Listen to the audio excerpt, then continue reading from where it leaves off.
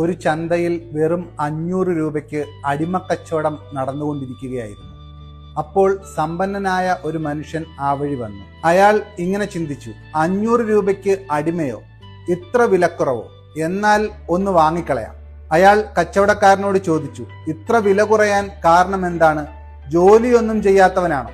അടിമക്കച്ചവടക്കാരൻ മറുപടി പറഞ്ഞു, അങ്ങനെയല്ല, എല്ലാ ജോലികളും ചെയ്യും, നല്ല പരിശ്രമശാലിയാണ്. പക്ഷേ ഒരു ദോഷമുണ്ട്, ഇടയ്ക്ക് പരദൂഷണം പറയും. സമ്പന്നൻ ഇങ്ങനെ ചിന്തിച്ചു, വീട്ടിൽ താനും ഭാര്യയും മാത്രമേ ഉള്ളൂ, ഇവൻ പരദൂഷണം പറഞ്ഞാലും ആരോട് പറയാൻ? ഒടുവിൽ അയാൾ അടിമയെ വാങ്ങി വീട്ടിലേക്ക് കൊണ്ടുപോയി.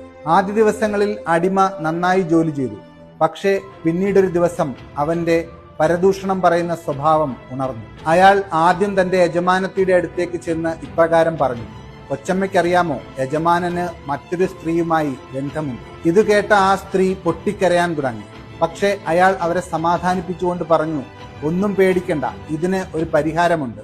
എനിക്കറിയാവുന്ന ഒരു സ്വാമിയുണ്ട്, അവിടെ ചെന്നാൽ ഇതിന് തീർച്ചയായും പരിഹാരം കിട്ടും. പക്ഷേ കൊച്ചമ്മ ഒരു കാര്യം ചെയ്യണം, രാത്രിയിൽ യജമാനൻ ഉറങ്ങിക്കിടക്കുമ്പോൾ അദ്ദേഹത്തിന്റെ ഏതാനും താടി രോമങ്ങൾ മുറിച്ച് എനിക്ക് തരണം. അവർ അത് സമ്മതിച്ചു.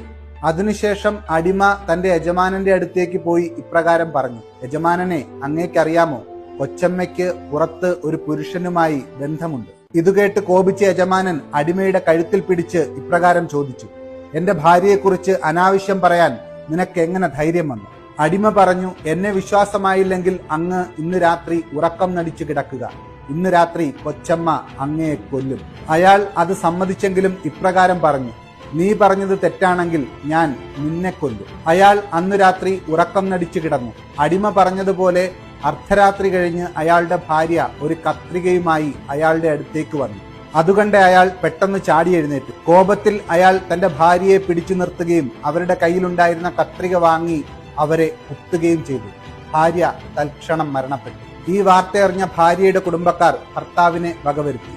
എന്നാൽ ഭർത്താവിന്റെ കുടുംബക്കാർ ഭാര്യയുടെ കുടുംബവുമായി സംഘർഷമുണ്ടാവുകയും ഒടുവിൽ 2 കുടുംബവും പൂർണ്ണമായി നശിക്കുകയും ചെയ്തു. ഇതുകൊണ്ടാണ് പറയപ്പെടുന്നത്, ശരീരത്തിൽ കലരുന്ന വിഷത്തിന് ചികിത്സയുണ്ട്, എന്നാൽ ചെവിയിൽ കലരുന്ന വിഷത്തിന് ചികിത്സയില്ല. അത് തലമുറകളെപ്പോലും നശിപ്പിക്കുന്ന മാരക വിഷമാണ്. അതുകൊണ്ട് സത്യാവസ്ഥ അറിയാതെ കേട്ടുകേൾവികളെ ഒരിക്കലും